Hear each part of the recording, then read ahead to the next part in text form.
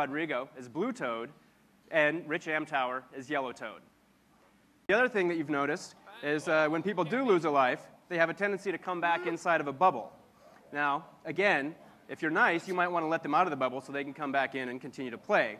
And it doesn't always mean that one player is going to get an item.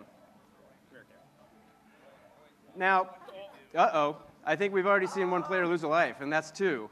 You're seeing a couple of new features here. The first, you can pick up and carry other players.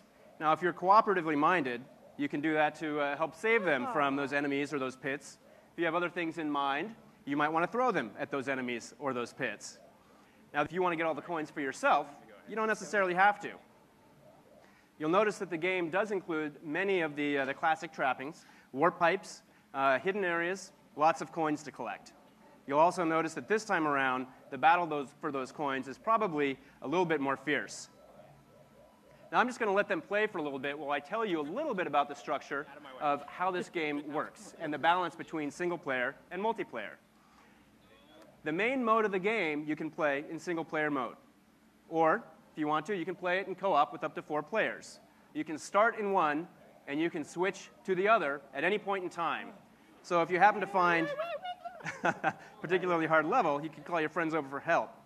What you see here is another new item. This is the propeller suit. If I had one of those, I'd be wearing it every day. That thing is sweet.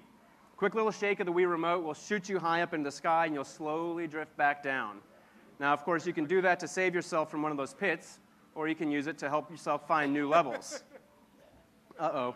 Looks like Blue Toad had a little trouble there. I wonder if anybody's going to... Oh, let him out. Very nice.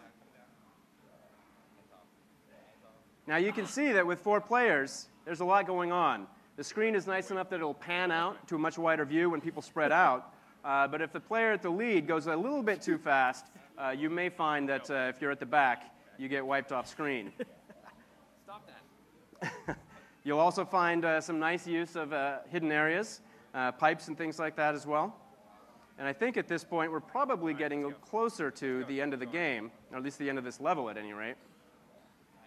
Yes, sliding, more propeller suits. And here we get to the end of the level. Oh, Luigi. Now, as soon as one player touches the flagpole, the others have about 3 seconds for them to grab on if they want to get any bonus points. And at the end of every level, you get a nice tally. Shows you how many coins you collected, how many enemies you stomped, tallies up all your bonus points, and gives you a ranking. So let's see how things panned out here. Well, looks like first place goes to Rich, second place to Luigi, always the underdog. Third goes to JC as Blue Toad, and Cammie, looks like you came in fourth. Respectable. Well, guys, thanks for playing. Thanks, guys. Cammie, we'll give it back to you. All right. Thanks, guys.